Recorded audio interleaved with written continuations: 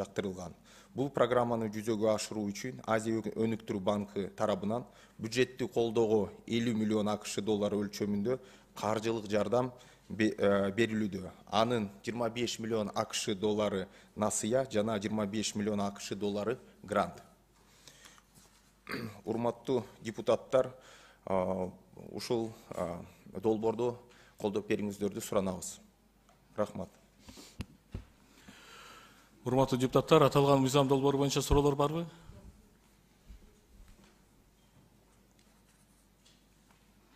Сөз суроо үчүн Мадумаров Адахан Кимсанбаевичке берилет. Руслан мырза, өткөндө ушундай бир суроо тууралуу эле да. Сиз мындай бир детальдаштырып айтып берсеңиз. Сиз жалпы дүңүнөн айттыңыз да, 25 миллиону карыз, 25 миллиону грант. Ошол грант кай жака жумшалат? Канча жылга жумшалат? Кай максатта жумшалат? Карыздар болсо кайсы жака кетет? Анын эрежелерин бир жерде жазылып турат эрежелери, бирок жана көпчүлүк учурда айтып атпайбызбы? Карыз дегенден коркпошубуз керек деп. Карыздын ар кандай түрлөрү болот? Ошону мындай бир жандырмагын чечсеңиз. Жарайт. Урматтуу Адахан Кимсанбаевич, бардыгы болуп бизде 50 миллион доллар болуп атат. Бул акчанын бардыгын биз 1 миллиард 300 бала саруу ГЭСин курууга берилип атат. Бул бюджеттик кредит Чакан ГЭСке берилет. Андан башка 3 миллиард бул тиги жыйында айттым элем, 3 миллиардты бул Баткен областына турукташтырууга бөлүнөт. Эми ушул жерден токтоңуз. Урматтуу кесиптештер, мен сиздердин көңүлүңүздөрдү ушул 3 миллиарддын тегерегине бургум келет. Канча күн башта Акыл Жапаров барып 3 миллиард бөлүндү деп жар салды Баткенде. Туурабы? Канча убакыт өттү ошондон бери? Бул 3 миллиардтагы каралып аткан кап вложение аркылуу деп атасыз да? Ошол Баткен областын кайра калыбына келтирүү үчүн биз 3 миллиард бөлүп бердик деп жарыя кылды. Ааламга дүң этти. Баарыбыз уктук аны. Ал кайсы каражаттан бөлүп берди? Муну такташ керек экен, бирок менин оюмча бул 3 миллиард азыр 3 миллиардтан биз 1,5 миллиардтын бергенбиз, 1 миллиард 600 бергенбиз, 1 миллиард 400 калган. Азыр ушу турукташтырууга акча. Анан сиз азыр айтып атпайсызбы? Биз ушунан түшкөн акчанын 3 миллиардын беребиз деп атасыз. Айтып атасыз, азыр жарымын берип койгонбуз. Кимге ишенели биз, айткылачы. Адахан Кимсанбаевич, биз эми убакыт өтүп атат, кыш мезгили келип атат, ошол үчүн эртерээк башка бир чыгымдардан бөлүп, аны толуктайбыз да. Азыр ушу Баткен областына биз өтө зарыл болгон Баткен областына көңүл бурулуп атат. Руслан мырза, анда барып ошол кабинет министринин жетекчисине айтып койсоңуз. Бөлүнө элек нерсени бөлдү деп жар салбасын. Бериле элек нерсени бердик деп жар салбасын. Мына ошол Баткен областындагылар айтып атат. Жапаров келип убада берип кетти, ушул кезге чейин эч нерсе баштала элек дейт. А сиз келип бүгүн айтып атасыз. Эгерде биз жогорку кеңештин депутаттары ушул сиздердин келишимиңиздерди колдоп берсек, анан ошондо акча келип түшөт экен. Ошол акча түшкөндөн кийин анан ошону Баткенге берет экенбиз. Ушинтип эле айтпайсыңарбы? Эмнеге элдин башын айландырасыңар? Эгер биз азыр колдобой койсок эмне болот Баткен? Адахан Кимсанбаевич, бул боюнча мен айтып атам, биз башка резервтерден акча алып атабыз убактылуу. Ушинтип айткыла да. Аны азыр ошол жерден эметип, муну толуктайбыз. Ушинтип айткыла. Азыр биздин куржунубузда каражат жок. Бирок Эсенбайдын акчасын берип туруп атабыз. Эртең Эсенбайга карыз келгенде Эсенбайдын акчасын кайра ордуна коебуз деп. Анан барганда эле талп эткирип эле миллиардты айтып саласыңар. Элдин эмес, могул жердеги отурган депутаттардын баштары айланып калып атат. Бюджетте андай акча каралбаса, кантип барып Жапаров 3 миллиард бердик деп жарыя кылып берди. Мындай баатырдыктын дагы чеги болуш керек го. А силер өзүңөр шымыбызды кармап турганга, курубузду каттуу тартканга ай сайын 25 миллиондон карыз сурап атасыңар. Ал азамат барды дагы 3 миллиард бөлдүм деп койду. Элге жакшы көрүнүштүн дагы, могу жерде кээ бир коллегаларыбыз айтат жана пиар кылбагы. Накта пиарщик өкмөт болуп атпайсыңар, бийлик болуп атпайсыңар. Жок акчаны кантип берди деп айтасыңар силер. Адахан Кимсанбаевич, биз бул боюнча бизде өзүнчө бир направлениялар бар, тармактар бар. Ошол тармактарга бөлүнүп атат убагы менен. Ал бул Баткен областы боюнча биз ушуну да атайын бөлөбүз деп өзүбүзгө тилек койгонбуз. Ушуну ишке ашырабыз. Эми Руслан мырза, Уланбердибаевич, мен атайын суроо барбы дегенде күттүм да. Биздин кесиптештердин баары берип бүткөндөн кийин анан берейинчи депчи. Дайым эле биринчи болуп бере бербейин деп. Оны ошол жандырмагын жандырып бериңиз дегенде эле ушундай бир балекеттердин баары чыгат да, туугандар. Мына азыр эми келип Акыл Жапаровдун оозунан чыгып кеткени үчүн ал жигит жооптуу болбой калды да. Сыйыртмакты акырын Жогорку Кеңештин депутаттарына салып коюп атат. Түшүнүп атасыңарбы? Жагдайды, ситуация кандай болуп атат? Куулуктун дагы бир чеги болуш керек да, туугандар. Мындай саясат ойнобош керек да, мындай кайгынын үстүнөн саясат кылбаш керек.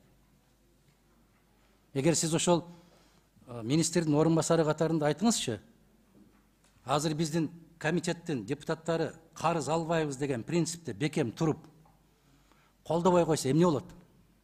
Катастрофа болобу? Силер от менен ойноп атпайсыңарбы? Оозу балбан болуп эле балкылдатып айтып атпайсыңарбы бардысына? Жок акчаны айтып атасыңар да. Жок, келе элек. Келеби, келбейби аны бир Кудай билет. А эртең бул жерде какшап аткан биздин коллегалар айткандай кылычын кармап кыш келатат. Резерв барбы силерде 3 миллиард сом? Адахан Кимсанбаевич, бизде бул боюнча биз өзүбүз тилек кылганбыз. Ушуну 3 миллиардтын Баткен областына жөнөтөбүз. Качан тилек кылдыңар? Анан буга чейин өзүбүздө өзгөчө резервтер бар. Канча? Алар башка тармактарга каралган. Канча резерв бар? Бирок Адахан Кимсанбаевич, эгерде бияк болбой муну колдобой койсоңуз, биз башка резервтерден акча табабыз. Канча бар айтыңыз? Бирок азырынча мен оюмча ушу Баткен областына жардам бериш керекпиз деген оюмда. Жардам беребиз деп отурат, ушул жердеги бардык депутаттар жардам беребиз деп отурат. Бирок ошо жардамдын шартын бизге айтыңыз деп атабыз биз. Силерде канча резерв бар азыр? Өкмөттүн канча резерви бар? Мен так сумманы азыр сизге айта албайм. Ким айта алат? Эгер жазуу түрүндө берем, эгерде макул болсоңуз. Резервиңер жок. Ачык эле айтып коюш керек да. Руслан мырза, резервиңер жок. Чөнтөгүңөр тешик. Ач кыйкырык салып аткан көрсөтмөлөрүңөр жок, көрсөткүчкө жеткен жокпуз. Ааламды алдына таштап коюп кетип баратабыз деген сөзүңөрдүн баары турмушта далилденбейт. Анын баары куру сөз. Эптеп азыр Жогорку Кеңеш ушуну колдоп берсе, бирөөнөн барып карыз алып келсек, ошо карыз менен барып үстүн жапсак.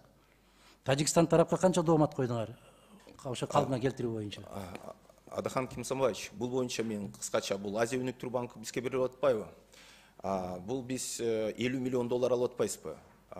Мисалга катары келтирип коеюн. Тажикстан тарабы да 50 миллион доллар алып атат Азия өнүктүрүү банкынан. Эмне үчүн? Өзбек тарабы бул байкы антикриз бул деген бул башка суммасына, аларда өзгөчө аларга акча бөлүнөт. Булар бирок бизге тиешеси жок. Мен Руслан мырза башка суроо бердим. Тажикстан тарапка канча каражат доо койдуңар? Же өткөндөгүдөй кылып биз кыйынбыз, өзүбүз курабыз, силердин керегиңер жок, жардамыңарды албайбыз деп куучилендик кылып койдуңар? Канча доомат койдуңар? Бул боюнча комиссия иштеп атат. Комиссия бүткөндөн кийин айтабыз. Күмөн. Рахмат.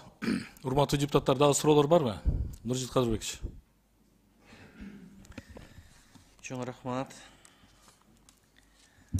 Бул жерде 4 гана багыт айтыпсыздар да, биринчи соода жана инвестициялык атаандаштыкка жөндөмдүүлүккө коротобуз депчи.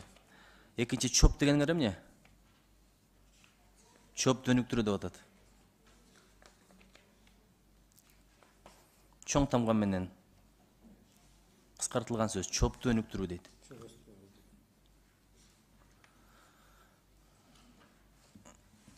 Же орусчасын карайынбы? Балким орусчасына түшүнөт турмун. Кыргызчасы чопту өнүктүрүү деп коюпсуңар? Баятан бери ошого башым катып отурат. Программаны айтып атасызды. ооба Нуржигит Кадырбекович. 4 программага 4 багытта колдонобуз. Биринчиси соода жана инвестициялык атаандаштыкка жөндөмдүүлүк деп атат.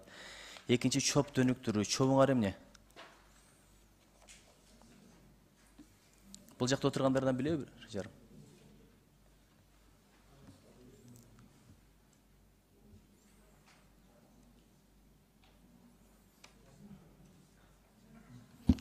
Кечиресиздер, урматтуу депутаттар. Чопты түшүнбөй чокум ооруй баштады дегенде эле болуп атат да, бул чобу дегеничи. Эмне бул? Өзүңүздү тааныштырып жооп бериңиз. Саламатсыздар, урматтуу депутаттар. Нурбек Акжолов, финанс министрлигинин өкүлү болуп иштейм. Чака жана орто бизнести өнүктүрүү боюнча Ошентип койсоңуздар. Үчүнчү мамлекеттик жеке өнөктөштүк. 4-нчү тармактар менен байланышуу көндүмдөрүн өнүктүрүү. 5-нчи коронавирус инфекциясынан кийин турукташтырууну жана калыбына келтирүүнү камсыздоо үчүн туруктуу финансылык жана социалдык коргоону жогорулатуу деп көрсөтүлгөн да. Ушу 5 багыт боюнча колдонот экенсиңер. Бирок бул жерде Баткенди калыбына келтирүү деген жокко. Нуржигит Кадырбекович. Эки башка кеткен жокпу? Жок, туура эмес, түшүнүп калдыңыз. Бул деген программа диверсификация деп атабыз. Бул деген буга акча бөлүнгөн өз убагында. Муну программаны биз ишке ашырсак, ошондо гана бизге 50 миллион доллар берилет.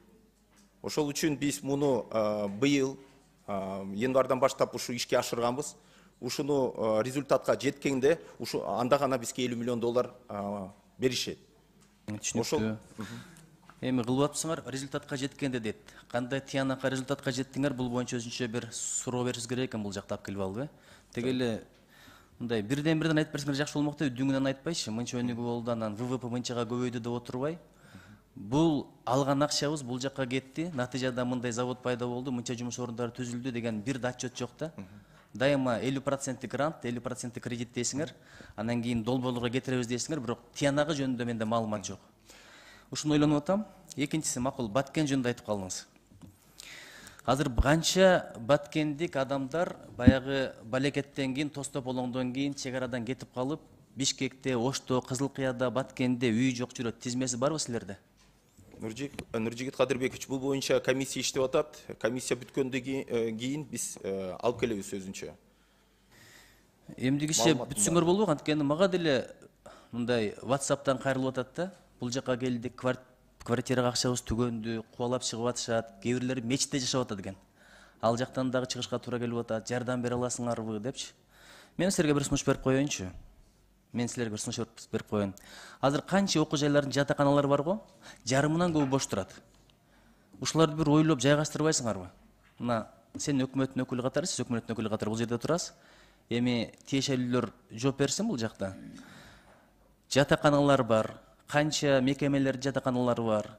Ошолорго тизмесин түзүп туруп жайгаштырбасаңыздар, азыр салбырап байкуштар аябай көчөдө калып атат да. Бул бир.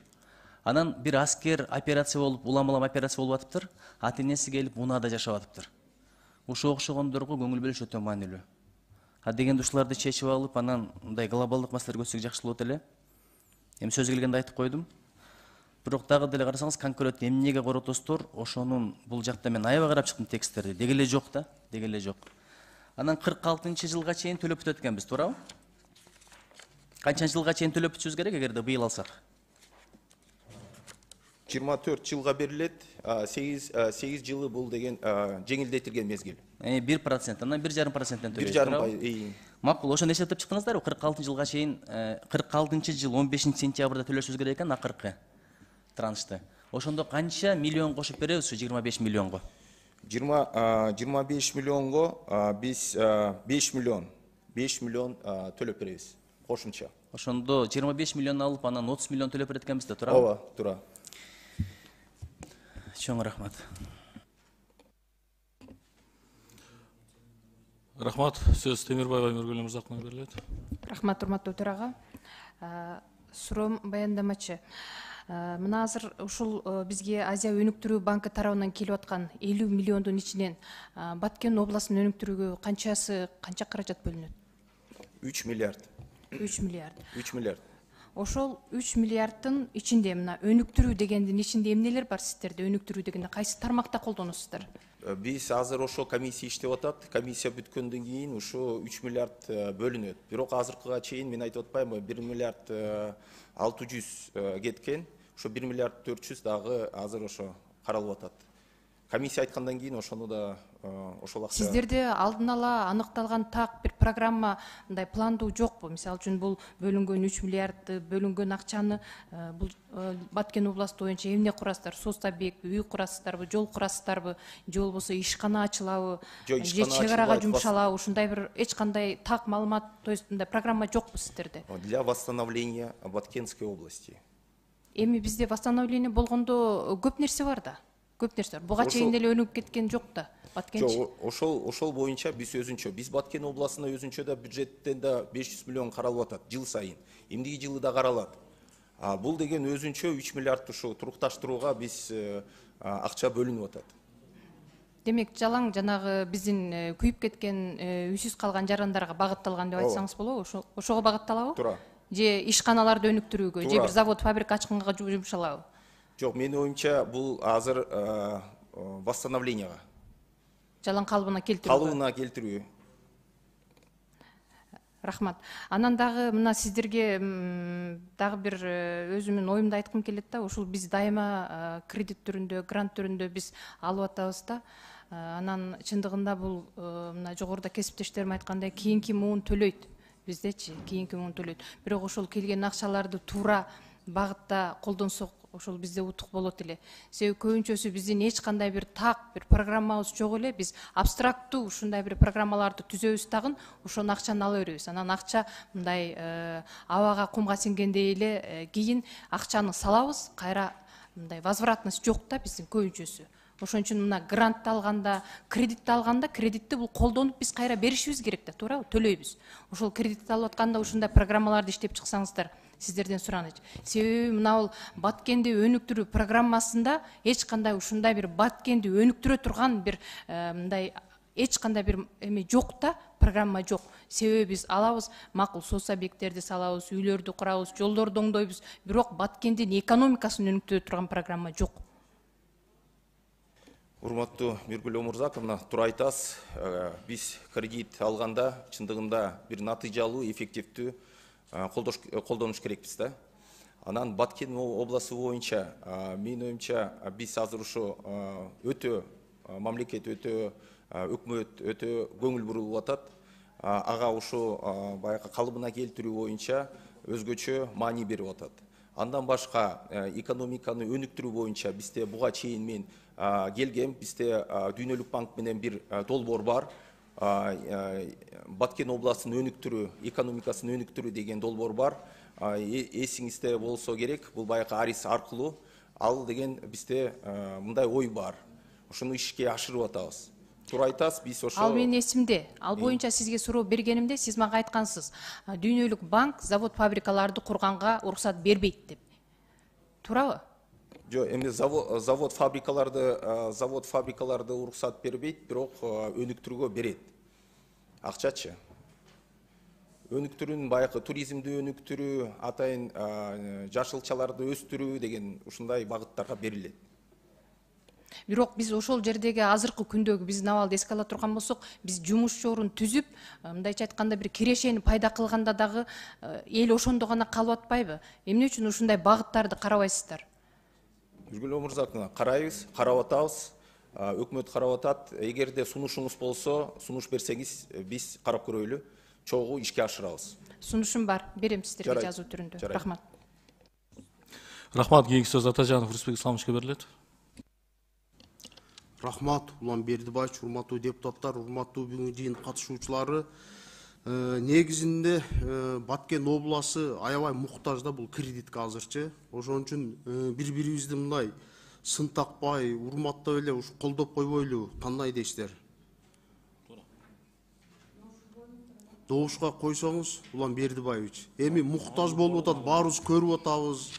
Керек болуп атат. Анан Адахан Кимсамаевич айткандай, Акылбек Жапаров 3 миллиард бөлүп койдум деп айтты эле. Аны эми убагы келгенде сурайбыз аны. Жооп берет.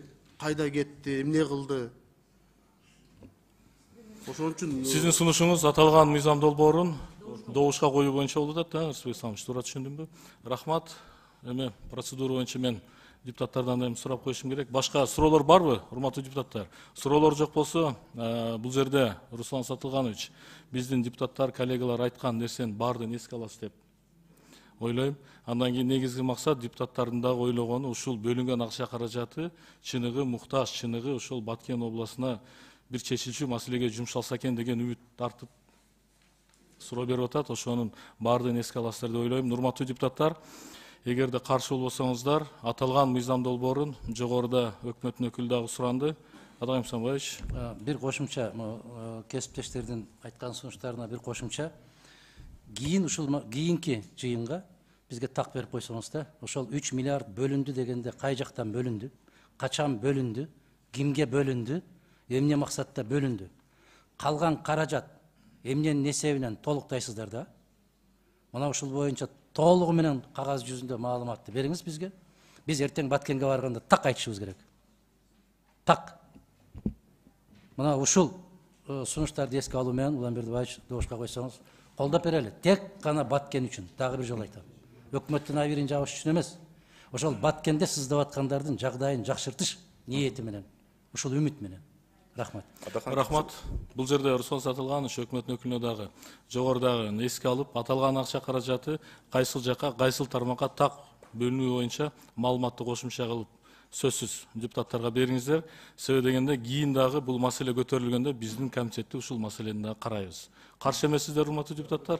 Эгерде каршы болбосоңуздар, аталган мыйзам долбоорун, урматтуу депутаттар, 1-чи, 2-чи жана 3-чү окууда кабыл алууга сунуш келип түштү. Добушка коем. Макул деген депутаттар добуш берип койсоңуздар. Макул? Каршы? Жок. Аталган мыйзам долбоору, урматтуу депутаттар, корутундусун баардыгын колуңузда бар, добуш бердик. Макул, Руслан Сатылганович, отурсаңыз болот. Аталган мыйзам долбоорун макулдашууну карап бүттүк. Урматтуу депутаттар, күн тартибиндеги кийинки маселеге өтсөк, колуңуздарда бар. Түрк инвестициялык фондун түзүү жөнүндө макулдашуунун долбоору макулдашууга келди. Демилгечи Кыргыз Республикасынын экономика жана коммерция министрлиги, баяндамачы Үсөнбекова Айнура Доктурбаевна, аталган министрликтин орун басары. Айнура Доктурбаевна, келиңиз баяндама үчүн. Саламатсыздар. Урматтуу Улан Бердибаевич, урматтуу депутаттар, сиздердин карооңуздарга Түрк инвестициялык фондун түзүү жөнүндө макулдашуунун долбоорун сунуштоого уруксат этиңиздер. Түрк мамлекеттеринин уюму Түрк мамлекеттеринин кызматташтык эл аралык уюму болуп саналат. Азыркы учурда Азербайжан, Казакстан, Кыргызстан, Турция, Өзбекстан мүчө мамлекеттер, Венгрия жана Түркменистан байкоочу мамлекеттер болуп саналат. Түрк мамлекеттеринин уюмунун башкы максаты ички аймактык сооданы кеңейтүү жана экономикалык иштерди колдоо аркылуу түрк мамлекеттик уюмдарына мүчө мамлекеттерин экономикалык өнүктүрүүгө көмөктөшүү болуп саналат. Фонд түзүү боюнча иш акыркы 2 жылда жанданган. Алсак, түрк мамлекеттик уюмдардын мамлекет башчыларынын 7-чи саммитинин декларациясында 2019 жылы Баку шаарында түрк мамлекеттик уюмдарына мүчө мамлекеттерине тийиштүү органдарына жана катчылыгына фонддун иштешин камсыз кылуу үчүн концептуалдык документти иштеп чыгууну тапшырган. Бүгүнкү күндө түрк мамлекеттик уюмдардын ишмердүүлүгү, саясий, маданий жана илимий кызматташтыкка чейинки маселелердин кеңири чөйрөсүн камтый тургандыгын эске алып, бул макулдашууга кол коюу келишимдик укуктук базанын негизин түзөт жана түрк мамлекеттеринин уюмдардын мүчө мамлекеттер менен көп тараптуу кызматташтыкты өнүктүрүүдө маанилүү кадам болуп саналат. Фонддун уставдык капиталы 500 миллион АКШ долларын түзөт. Уставдык капитал акы төлөнүүчү жана чакырылуучу акцияларга бөлүнөт. Жалпы номиналдык наркы 350 миллион АКШ доллар төлөнгөн акция, ал эми жалпы номиналы 150 миллион АКШ доллар чакырыла турган акция болуп саналат. Кыргыз Республикасынын үлүшү 70 000 АКШ доллары. 3 жылдын ичинде республикалык бюджеттин каражатынан төлөнмөкчү. Уставдык капитал 350 миллион АКШ долларын түзгөн фонд түрк тилдүү мамлекеттеринин өлкөлөрүндөгү артыкчылыктуу бизнес долбоорлорду каржылоо үчүн жакшы ресурстук база болуп эсептелинет. Фонддун иштеши чет өлкөлүк инвесторлор үчүн жагымдуу рынокту түзүү жана өлкөнүн эл аралык рейтингтеринде позициясын жогорулатууга көмөктөшүү менен Кыргыз Республикасына түрк мамлекеттерин уюмунун өлкөлөрүнөн ошондой эле үчүнчү өлкөлөрдөн түз инвестициялардын келишине дем берүү үчүн мультипликативдүү натыйжаны түзөт. Фонддун инвестицияларынын түрлөрүнүн негизинен түз инвестициялар, венчурдук инвестициялар жана фонддордун фонду болуп саналат. Фонд инвестициялары түрк мамлекеттерин уюмдарына катышкан мамлекеттердин ортосуна адилеттүү бөлүштүрүүнү камсыз кылат. Фонддун жогорку башкармалыгы кеңеш болуп саналат. Анын курамына ар бир өлкөдөн бирден өкүл кирет. Жыл сайын кеңештин төрагасы кезек менен алмашат. Финансы министрлигинин, юстиция министрлигинин жана тышкы иштер министрлигинин макулдашуунун долбооруна карата оң корутундулары бар. Жогорудагы баяндалгандардын негизинде, урматтуу депутаттар, келишимдин долбоорун колдоо берүүңүздөрдү суранабыз. Бюджеттик комитеттен колдоого алынды бул долбоор жана азыр 11 ноябрда Кыргыз Республикасынын президентинин түрк мамлекеттерин уюмунун кезектеги жыйынында кол коюлат. Ошондуктан колдоо берүүңүздөрдү суранабыз. Рахмат. Рахмат. Урматтуу депутаттар, сөз Чолпон Алыйнада. Арбаңыздар, урматтуу Улан Бердибаевич, урматтуу депутаттар. Бул аябай жакшы маселе экен. Аталган фонд түзүү менен биз өлкөбүздүн экономикалык чөйрөдө кызматташтыгын күчөтөбүз. Ошон үчүн суроо жоопту азайтып эле ушул фондду түзүү боюнча колдоп койсок туура болот деп ойлойм. Рахмат. Рахмат. Бул жерде депутаттарда суроолор бар экен. Айдарбеков Чыңгыз Азаматовичке берилет. Рахмат, урматтуу төрагам, урматтуу кесиптештер. Бир эле маселе. Фонддун штаб-квартирасы кайсы мамлекетте жагыша турган? Бул маселе азыр ачык бойдон турат. Жана кийинки консультацияларда урматтуу экономика министринин орун басары. Жакшы билесиздер, 2019 жылы ушул маселени биз козгоп, мамлекеттер мүчөлөрү менен тыгыз байланышта иштегенге аракет кылганбыз, ынандырууга аракет кылганбыз. Түрк мамлекеттердин уюмунда ар бир мамлекеттин мүчөсүндө ар кандай уюмдар иштейт. Бирок Кыргыз Республикасында бир да түзүм жок экендиги биз билдиргенбиз. Аларга түшүндүргөнбүз, ушул инвестициялык фонду Кыргыз Республикасында жагышса жакшы болмок эле деп аларга биз айтканбыз. Дээрлик көпчүлүгү ушул маселени колдоп, макулдууга айткан, бирок азыр силер бизге алып келип атасыңар, штаб-квартирасы кайсы өлкөдө жагышары аныктай элек деп жазып атасыздар. Бул менимче чоң жетишкендиктердин бири эмес. Менимче ушул сүйлөшүүлөрдүн баскычында биз ынандырууга аракет кылышыбыз керек. Кыргыз Республикасында бир да түзүм жок. Кыргыз Республикасында ушул инвестициялык фонду ачып койсо жакшы болот эле деп ушул баскычта силер настаивать этишиңер керек деп мен ойлойм. Ошондуктан келишимде чоң кемчилиги бар экендиги мен билдирип кетким келет. Ушул маселени силер чечпей азыр чыгарып атасыңар, андан кийин келишимди түзүп, сүйлөшүүлөрдү алып барууга өтө кыйын болот деп эсептейм. Рахмат, сөз Кадырбеков Нуржит Кадырбековичте. Чоң рахмат.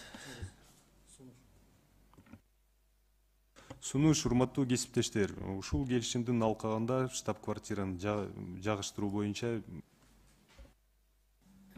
Кыргызстанда деп атасыз, штаб-квартирасы? Штаб-квартирасы Кыргызстанда боло турган болсо эртелетиш керек, анткени бул жакта силердин берген справкаңарда турат. Президент Кудай буйруса 10-11 ноябрда кол коет турбайбы? Жакында 9 саммит болот экен, түрк тилдүү мамлекеттер башчыларынын Өзбекстанда. Ошол жерге кол коет экен, туурабы? Туурабы? Туура. Анда тездетиш керек. Менин бир суроом. Албетте, түрк тилдүү мамлекеттер менен мамилени мүмкүн болушунча бекемдеп, кантсе дагы бир сөз бар эмеспи? Дос айрылат, тууган кайрылат депчи. Кандаш тектеш элбиз, колдойбуз дечи. Бирок бир суроону бергим келип атат да. Фонд түзүлөт. 350 миллион доллар экен, андан тышкары да 150 миллион болот экен, туурабы? Акциялардын түрлөрүн айттыңыз. Чакыруучу акция дагы эмне дедиңиз? Айырмасы эмне анын? Это чакыруучу акция, анан төлөнүүчү акция. Чакыруучу акция, төлөнүүчү акция. Эми муну түшүндүрүп отурбайлы? Бирок бир маселе, эгерде ушул фонд түзүлсө, кандайдыр бир долбоорлорду каржылоо кандай система, кандай механизм болот? Пайыздык мененби же исламдык принцип менен болобу? Бул эл аралык фонд болгондугуна байланыштуу ар кандай инструменттер берилет, ошол эле вхождение капитал, ар кандай, ар түрдүү болот. Бул бир, экинчиден буга чейин бир топ эле биргелешкен фонддорду түзүп атабыз. Кыргыз орус фонду, кыргыз венгер фонду, кыргыз өзбек фонду. Ошонун тиянагы кыргыз экономикасына тийгизген пайдасы боюнча кандайдыр бир алдын ала жыйынтыктар барбы? Аналитика барбы? Россия кыргыз фонду ал 14-жылдан бери иштеп келатат. Кийинки венгерский, кыргызский, узбекский фонддор быйыл эле түзүлдү. Эмесе сизден сураныч, менин атыма ошол аналитиканы жиберип койсоңуз канчалык пайдасы тийди? Ким мындан мындай дивиденд ала алды? Кыргыз экономикасына канчалык салым үлүшү болду? Ошону айтайын дегем. Чоң рахмат. Рахмат. Кийинки сөз Темирбаева Мүргүл Өмүрзаковага берилет. Урматтуу төрага, мен азыр эле сунушумду Чыңгыз Азаматович Нуржигит Кадырбекович айтып өттү. Ошол мына штаб-квартираны биздин Кыргызстанда, Бишкекте ачылышын ушуну аракет кылсаңыздар, биздин сунуш калуу тилек болгон ушул. Рахмат. Ал боюнча Айнур Доктурбаевна, аны ким чечет? Кандай тартипте чечилет? Ошону маалымат катары. Жүрөт да азыр общий концептуально макулдашылат, президенттер кол коет, анан дальше ратификацияга да келебиз. Ошого чейин консультативдик взаимоотношениялар көп болот да. Ошол алкакта биз албетте эске алып, ошол эгер мурундагы көтөрүлүп келген ошол эски немелер болсо, бардыгын эске алып биз жылдыралык. Руслан Сатылганович. Штаб-квартира боюнча, урматтуу депутаттар, көп суроолор пайда болуп атат. Себеп дегенде кээ бир мисалы Казакстанда өзүнө штаб-квартира ачкысы келип атат, Азербайжанда. Ошол үчүн биз азыр ушул штаб-квартира бизде эле Бишкекте ачылсын деп атабыз. Биз өзүбүз өкмөт жактан бир офис таап туруп, ошолорду көрсөтөйлү деген ойдобуз. Кудай буйрса, менин оюмча Кыргызстанда эле ачылат го деп. Сөз Мадумаров Алаган Кисанбаевичте. Рахмат. Урматтуу кесиптештер. Биз бир мисал параллелдерин карайлы да. Достук дайым эки тараптуу болот да. Бул кызматташтык куралгандан бери баш штаб-квартирасы Түркияда жайгашкан. Парламенттик тарабы Бакуда жайгашкан. Илимий тарап Казакстанда жайгашкан. Түрк Илимдер Академиясы деп ачылып, ал Астанада жайгашкан. Кыргызстанда эч нерсе жайгашкан эмес. Натабандык деп коет муну. Бечелдик деп коет муну. Алсыздык деп коет. Биз сурансак болот эле, тигинтсек болот эле эмес. Достук боло турган болсо, ар тараптуу болушу керек. Бир уюм сөзсүз түрдө Бишкекте жайгашышы керек. Курулганда бул 4 гана өлкө курулган. Кийин Өзбекстан кошулду. Ошондуктан биз суранып көрөбүз эмес, бул милдеттүү түрдө болуш керек. Кыргыз тарабынын өзгөрүүсүз позициясы болуу керек. Сыйласаң сый көрөсүң. Жок, эгерде Кыргызстан тараптан эч ким эсепке албай, силер тек гана биздин айтканыбызды кыла турган деген болсо, анда бизге андай уюмдун кажети жок. Бул кандай деген нерсе болду? Эми ошону дагы суранышыбыз керек болуп калды. 3 мамлекетте 3 очойгон орток ишканалар бар.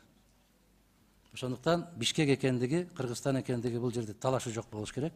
Биринчиден, экинчиден, ошончолук чоң өлкөлөр фонд түзүп аткандан кийин Бишкектен дагы бир окуу жайдын имаратын бошото коюп, ал жерди аябай сонун кылып, оңдоп түзөтүү иштерин кылып, анан сунуш кыла койбой, жер бергиле. Жер бергиле, алар заманбап кылып өздөрү курсун. Башка өлкөлөр ушундай кылып шарт коюшат. Анан ушул бечелге жөтөлдүн эмне кереги бар дегендей кылып, сөзсүз түрдө бир мекеме ишкананы кууп чыгасыңар дагы. Ошол жерде анан зыңкыйтып, оңдоп түзөтүү иштерин кыласыңар, ошол жерге жайгаштырасыңар. Шарт ушундай болуу керек. Ушуну, урматтуу кесиптештер, азыр парафирование процесси кетип баратат, туурабы? Ошол парафирование процессинде зыңкыйтып биз ташка тамга баскандай кылып жазып коюшубуз керек. Ратификация болуп аткан учурда дагы с оговоркой деген түшүнүк бар. Ага чейин дагы далай баскычтар бар. Ушул иш башталганда Кыргызстандын позициясын так белгилеп коюшубуз керек. Биз жер бөлүп беребиз. Курулуш бизде курулушу керек. Ушуларды көрсөтүп жазышыңыз керек, Айнур айым. Парламенттик Түркпа Азербайжанда жайгашкан, Илимий академия Казакстанда жайгашкан, башкы офис Түркияда жайгашкан. Эми ушул өнүктүрүү инвестициялык фонд Бишкекте жайгашуу бул мыйзам ченемдүү нерсе. Ушуну баса белгилеш керек. Ошол шарт менен, ушуну жазуу менен колдоп койсок туура болот. Рахмат. Улам Бердибаевич, уруксат болсо, Адахан Кинсабаевич, биз катуу позицияда турабыз, сиз айткан туура деп эсептейбиз. Ошол үчүн көпкө чейин деле сүйлөшүүлөр болуп атат. Биз сиз айткандай эле катуу позицияда туруп айтып атабыз. Эгерде Бишкекте болсо, биз катышабыз. Болбосо, урматтуу коллегалар, кечиресиңер. Рахмат. Башка суроолор барбы? Башка суроолор жок болсо, бул жерде Чыңгыз Азаматович сунушун киргизди. Ошол сунушун эске алып, добушка коем. Урматтуу депутаттар, Түрк инвестициялык фондун түзүү жөнүндө макулдашуунун долбоору жактырылсын. Алымча кошумчалары менен ушул жерде айтылган депутаттардын сунуштары менен. Макул деген депутаттар добуш берип койсоңуздар. Макул, каршы, жок. Бир добуштан кабыл алынды. Рахмат. Аталган маселе боюнча чакырылгандар бара берсеңиздер болот. Урматтуу депутаттар, күн тартибинде кийинки маселеге өтсөк, электр энергетика секторун модернизациялоо жана туруктуу өнүктүрүү долбоорун колдоо үчүн Бирдиктүү донордун трасттык фондунун каражаттарынын администратору катары Кыргыз Республикасы менен эл аралык өнүктүрүү реконструкциялоо банкы, эл аралык өнүктүрүү ассоциациясы ортосундагы гранттык макулдашуунун долбоору. Демилгечи Кыргыз Республикасынын энергетика министрлиги, баяндамачы энергетика министринин орун басары Толубаев Талабек Матмусаевичке сөз берилет. Сөз сизде.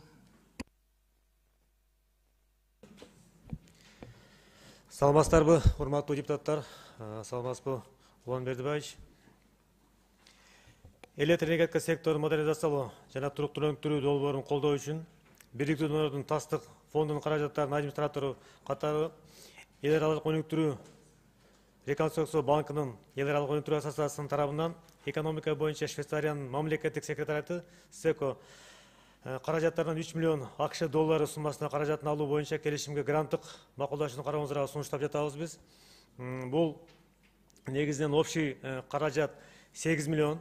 Биз сүйлөшкөн боюнча банк ар бир транштык транш менен бөлүп беребиз деп сүйлөшүп атабыз. 3 миллиондон биринчи 3 анан 2 миллион тегерегинде. Бул актардын баары каяка жумшайбыз. Бул негизинен биздин энергетикада болгон патерлерди азайтуу боюнча, анан линияларды куруу боюнча и трансформатор жаңалары боюнча иштер жүргүзүлөт. Бул бардыгы банк суммасы 58 миллион доллардын тегерегинде.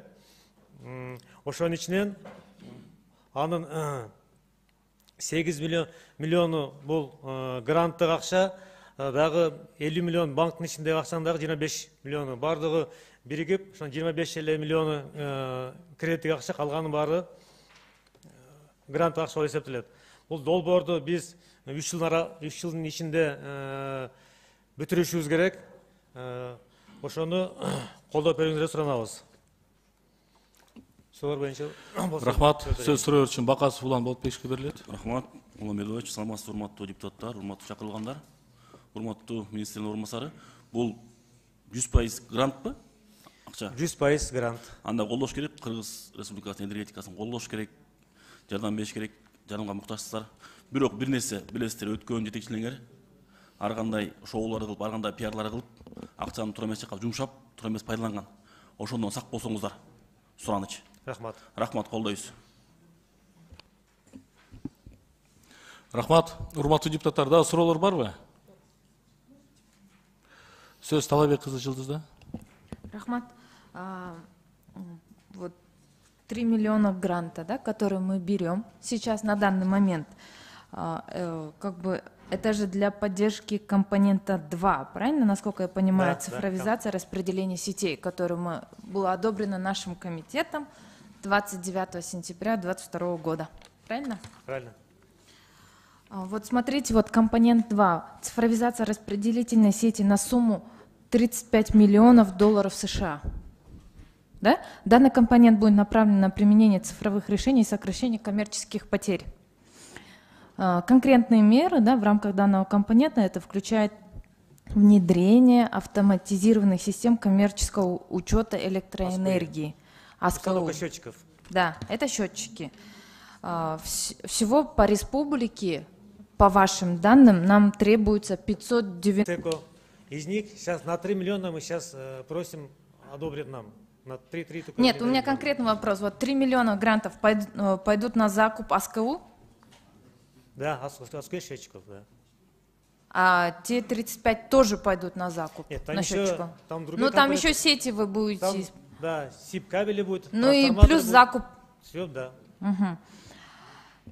А как будет проходить процедура закупа? Ну, процедура по требованиям банка есть, это самое, тендера будет на тендерной основе. На тендерной основе. Да. Угу.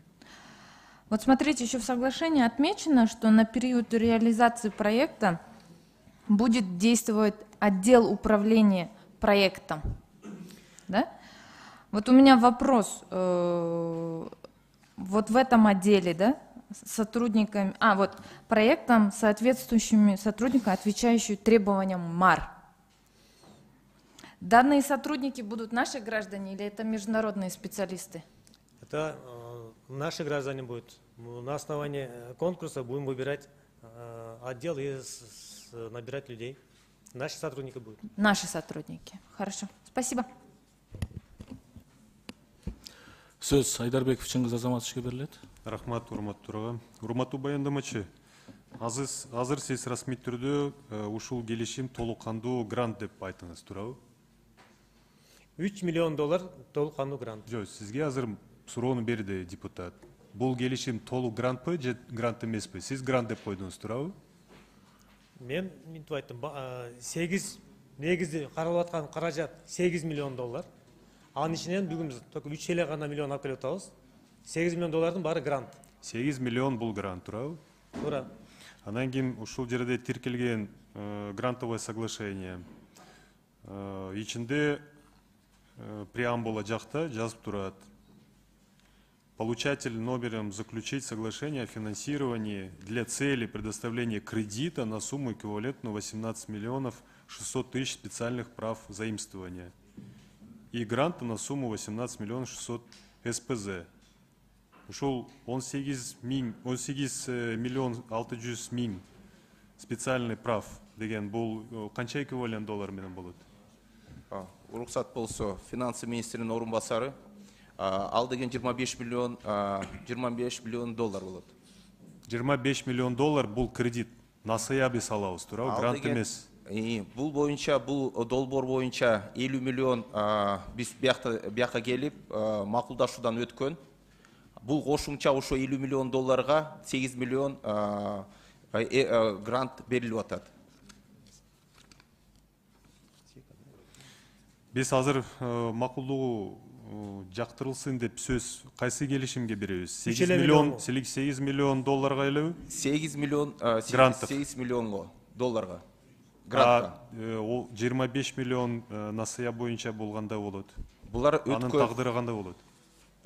Айдарбекович, бул боюнча өткөн, бизде биякта макулдашуудан өткөн. Булар ишке ашырылып атат азыр Министерство энергетика тарабынан. Бул кошумча 8 миллион ушу швейцариялыктар 8 миллион кошумча акча беребиз деген. Ушул грант келишим боюнча 8 миллион менен келишкен. Эмне үчүн азыр кошумча ушул келишим пайда болду, келишимдин долбоору? Себеп дегенде 50 миллион доллар бул деген дүйнөлүк банктан берилип атат. 8 миллион бул деген Швейцария тарабынан кошумча акча берилип атат. Гранттык түрүндө. Түшүнүктүү, рахмат. Урматтуу депутаттар, дагы суроолор барбы? Суроолор жок болсо, уруксат берсеңиздер, анда аталган келишим боюнча корутундуну окуп коюуга уруксат бериңиздер. электр энергетика секторун модернизациялоо жана туруктуу өнүктүрүү долбоорун колдоо үчүн бирдиктүү донордун трасттык фондунун каражаттарынын администратору катары Кыргыз Республикасы менен эл аралык өнүктүрүү реконструкциялоо банкы, эл аралык өнүктүрүү ассоциациясы ортосундагы гранттык макулдашуунун долбоору жактырылсын. Макул деген депутаттар добуш берип койсоңуздар. Макул? Каршы? Каршы жок. Рахмат. Аталган. Рахмат.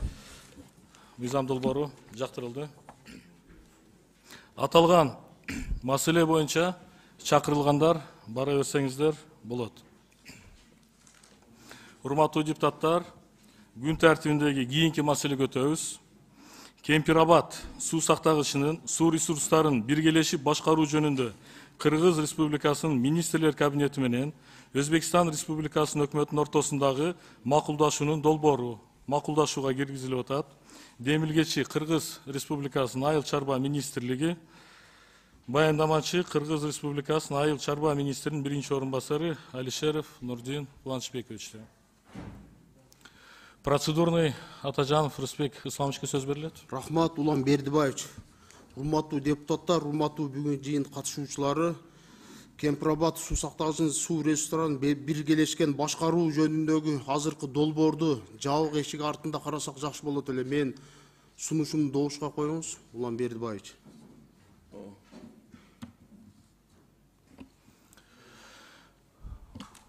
Алган Кисанбаевич. Бизге адат болуп калды да ушул Кыргызстанга жакпаган нерсени болсо эле эшикти жаба коюп карайбыз деп. Мында эмне сыр бар? Бул жерде мамлекеттик сыр деген жок. Жабык эшик артында карай турган маселелердин өзүнүн эрежеси бар. Кандай, кайсы учурда, эмне үчүн деген суроолорго жооп берген учурда гана жабык болот. Башка учурда эч качан жабык болбойт. Өзү негизи парламенттин тарыхында бир чакырылышта 5 жылдын ичинде ашып барса 1 же 2 гана жолу жабык өтчү эле. Азыр айланайын Кудайдын куттуу күнү эле бир неме болсо эле жабык эшик артында өткөрүлдү. Бул эмне маселе бул? Мамлекеттик сырбы? Сиз министрдин орун басарысыз, эмне сыр барбы мамлекеттик бул жерде? Мен башынан аягына чейин окуп чыктым, ал жерде эч кандай сыр жок. Сөз суу жөнүндө гана болуп атат. Эмнеси жабык болот? Улан Бердибаевич, мен сунушум добушка койсоңуз, эми Кемпирабад бул өтө бир көйгөйлүү маселе да. Анан бул жерде эми баарыбыз жакшы билебиз. Кандай коом болуп өттү. Ошон үчүн азыр жабык иретинде карасак, мезгил келет, бүт ачык талкуу болот, палатага чыгат. Нуржигит Кадырбекович. Assalamu alaikum. Маселе өтө назик, өтө сезиптал суроо, түшүнөм. Биз эми депутаттарыбыз да эмоция калтырбасак, ушул эми балким жакшы ниет менен эки өлкөнүн ортосунда мындан ары терешүү болбосун, чек араны чечип коелу 100%, баягы чек арадагы инциденттер кайталанбасын, бейпилдик, аманчылык, ынтымак, береке болсун деген ниет менен ушул аракет болуп аткандыгын туура түшүнөбүз. Бирок бир нерсе бар да, назардан калып туруп бүтүргөн иште береке болчу маселе. Мен жакында барып келдим. Көпчүлүк ушул маселеге абдан кыжылат да. Мен негизи эле сунуш кылат элем, ушул маселени мамлекет башчыбыздан сураналы. Биз сыйлайбыз, урматтайбыз, керек учурда саясатын колдойлу. Бирок мейли чечпе деп айтпайлы, бир 5 жылга мораторий кылып туруп дагы ойлонбойлубу? Анткени мына казино боюнча эми өтөр иш өттү. Бирок бир учур келет, мен ишенем, азыркы президентибиз ыймандуу кишинин колунан тарбия алган. Кайра кайтып келет ушул маселеге. Өзүнүн колу менен казинону жөнүндө мыйзамды күчүнөн кетирген, демилген көтөрөт деп ишенем да, бул кайта турган маселе. Бирок бул маселеде жаңылып калсак, аркага жол жок. Көпүрөнү өрттөп жиберебиз да. Ошого мен суранат элем. Балким ушу карабай эле койсок, дагы мамлекеттик башчыбыз ойлонсо, мен түшүнөм, ниет абдан жакшы болуп атат. Бирок жакшы ниет менен деле адам кээде адашып калышы мүмкүн. Ошого ушунча элдин жүрөгүн оорутуп, ушунча назардан калып, шашпай турсак жакшы болот эле, шашкан шайтан иши деп коет.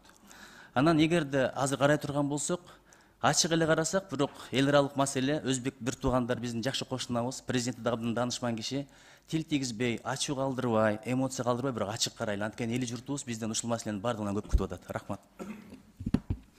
Рахмат. Урматтуу депутаттар, регламент боюнча депутаттан сунуш түшкөндө мен аны добушка коюуга милдеттүүмүн. Атажанов Рысбек Исламовичтен аталган маселени жабык түрүндө кароо боюнча сунуш түшүп атат. Ошону добушка коем. Макул деген депутаттар добуш берип койсоңуздар. Макул 7, каршы 3. Рахмат. Көпчүлүгү менен аталган маселе жабык каралат.